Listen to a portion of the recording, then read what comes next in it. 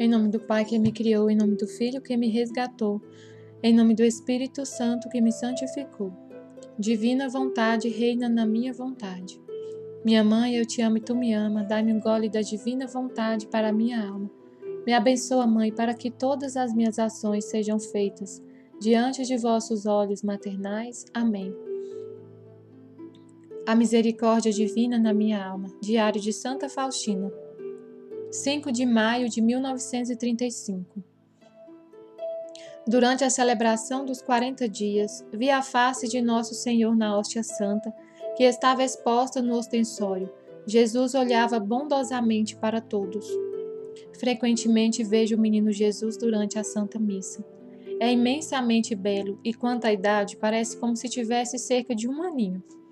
Quando uma vez na nossa capela vi o mesmo menino durante a Santa Missa, apoderou-se de mim um desejo louco e uma vontade irresistível de aproximar-me do altar e pegar o menino Jesus.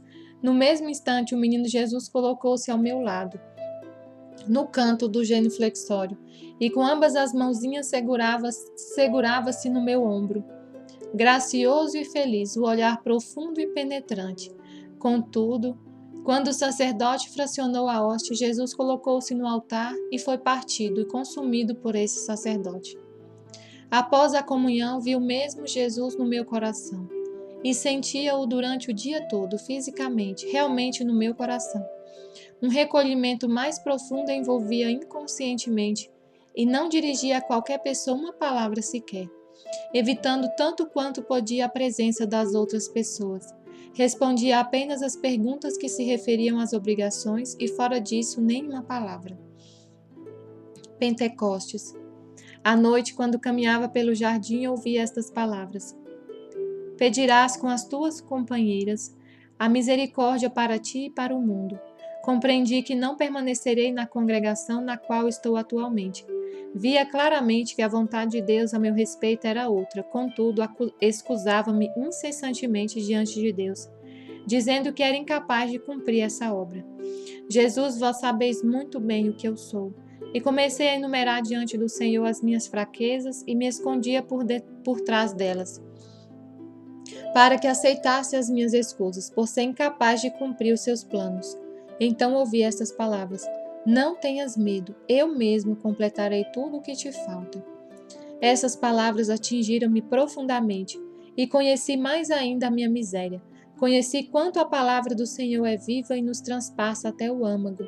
Compreendi que Deus estava exigindo de mim um tipo de vida mais perfeito, mas sempre me excusava com a minha incapacidade.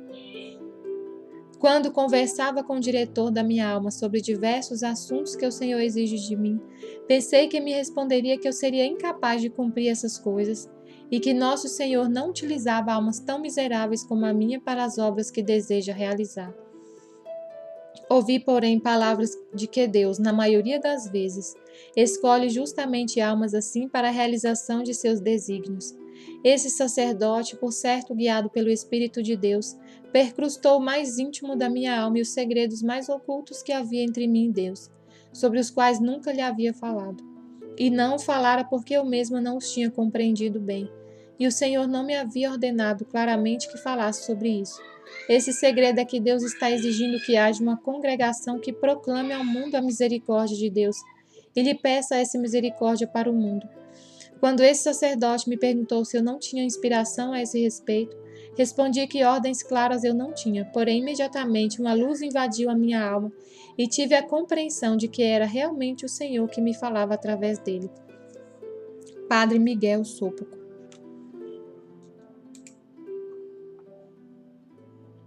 Em vão me defendia, dizendo que não tinha uma ordem expressa, porque no fim da conversa vi Nosso Senhor no limiar da porta na mesma forma em que está pintado nessa imagem que me disse: Desejo que haja uma tal congregação. Isso durou apenas um instante, e não lhe contei isso, pois tinha pressa de voltar para casa, e sem cessar repetia ao Senhor: Eu sou incapaz de cumprir os vossos desígnios, ó Deus. É estranho, porém, que Jesus não prestasse atenção a esse meu lamento, mas concedeu-me luzes e entendimento de quanto lhe era agradável essa obra. Ele não levou em conta a minha fraqueza, mas deu-me a conhecer quantas dificuldades eu teria que superar. E eu, sua pobre criatura, nada mais sabia dizer a não ser que sou incapaz, ó meu Deus. No dia seguinte, já no início da Santa Missa, vi Jesus em beleza indizível. Disse-me que exigia que essa congregação seja fundada o quanto antes, e tu viverás nela com as tuas companheiras. O meu espírito será a regra da vossa vida. Vossa vida deve modelar-se pela minha desde a manjedoura até a morte na cruz. Mergulha nos meus mistérios e conhecerás o abismo da minha misericórdia, para com as criaturas e a minha insondável bondade. E a darás a conhecer ao mundo, através da oração. Será as medianeira entre a terra e o céu. Nesse instante veio a hora de receber a Santa Comunhão. Jesus desapareceu e vi uma grande claridade. Então ouvi estas palavras: concedemos-te a nossa bênção. E imediatamente daquela claridade saiu um raio fulgurante e atravessou meu coração. Um fogo estranho acendeu-se na minha alma. Pensei que morreria de alegria e felicidade. Sentia a separação entre o espírito e o corpo. Sentia uma total absorção em Deus. Senti que estava sendo arrebatada pelo Todo-Poderoso, como um pozinho em vastidões desconhecidas.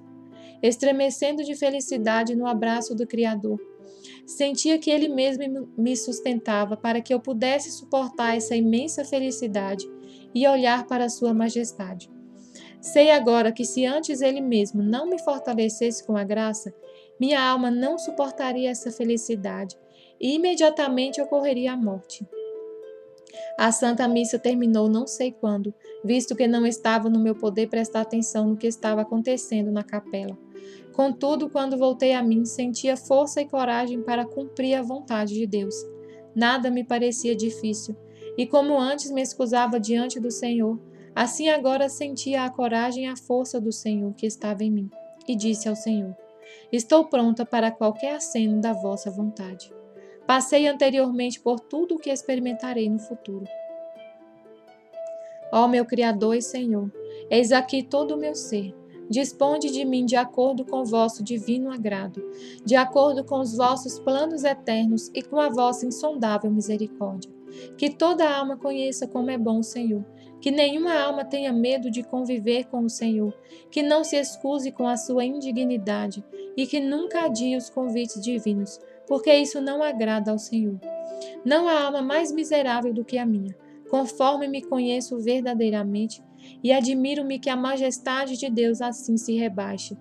Ó eternidade, parece-me que é curta demais para glorificar a infinita misericórdia do Senhor. Em determinado momento, quando a imagem estava exposta no altar, durante a procissão de Corpus Christi e no momento em que o sacerdote expôs o Santíssimo Sacramento, o coral começou a cantar. Então os raios da imagem atravessaram a Santa Hóstia e espalharam-se pelo mundo inteiro. Nesse instante ouvi estas palavras: através de ti, como através dessa hóstia, passaram os raios da misericórdia para o mundo. Após essas palavras, uma profunda alegria dominou a minha alma. Em determinado momento, quando o confessor celebrava a Santa Missa como sempre, vi o menino Jesus no altar, desde o ofertório. Todavia, um pouco antes da elevação, desapareceu dos meus olhos o sacerdote e ficou só Jesus, o qual, quando se aproximou o momento da elevação, tomou a hóstia e o cálice nas suas mãozinhas e levantou-os juntos, olhando para o céu. E em seguida vi novamente o meu confessor. E perguntei ao menino Jesus onde é que tinha estado o sacerdote durante aquele tempo, já que eu não o via. Jesus me respondeu: no meu coração. Mas eu nada mais pude compreender dessas palavras de Jesus. Em determinado momento ouvi essas palavras: desejo que vivas segundo a minha vontade, nas mais ocultas profundezas da tua alma. Fiquei refletindo sobre essas palavras, que atingiram o fundo do meu coração. Nesse dia havia a confissão na comunidade. Quando fui confessar-me depois de acusar-me dos meus pecados, esse sacerdote repetiu-me essas mesmas palavras que antes me tinha dito o Senhor. O sacerdote disse-me estas profundas palavras, de que existem 3 graus no cumprimento da vontade de Deus. O primeiro é quando a alma cumpre tudo o que está exteriormente determinado pelas ordens e regulamentos. O segundo grau é quando a alma segue as inspirações interiores e as cumpre. O terceiro grau é quando a alma, entregue à vontade de Deus, deixa a liberdade de dispor dela e Deus faz com ela o que lhe apraz, sendo assim um instrumento obediente nas suas mãos. E esse sacerdote me disse que eu me encontrava no segundo grau desse cumprimento da vontade de Deus. E, no entanto, devo esforçar-me para atingir o terceiro grau da obediência à vontade de Deus. Essas palavras atravessaram-me profundamente a alma. Vejo claramente que muitas vezes Deus dá ao sacerdote o conhecimento do que se passa no fundo da minha alma. Não me admiro disso absolutamente, mas antes rendo graças a Deus por haver tais eleitos. Quando cheguei para a adoração, logo me envolveu o recolhimento interior, e vi Nosso Senhor amarrado ao tronco e logo sobreveio a flagelação.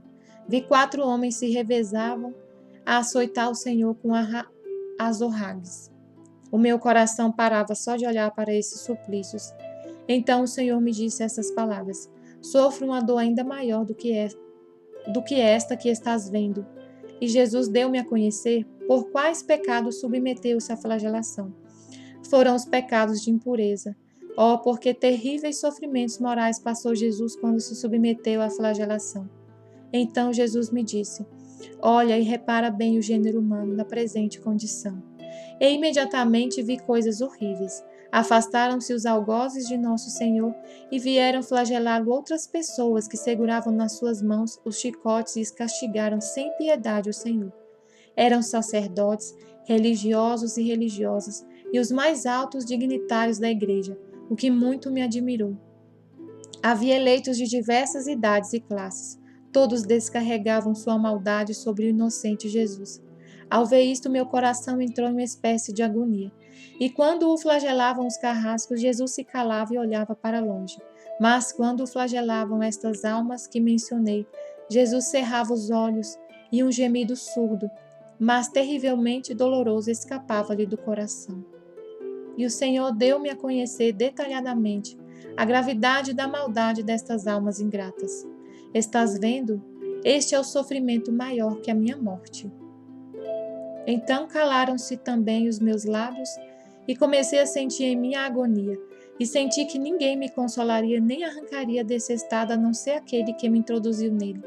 Então o Senhor me disse: estou vendo a dor sincera do teu coração, que trouxe enorme alívio ao meu coração. Olha e consola-te.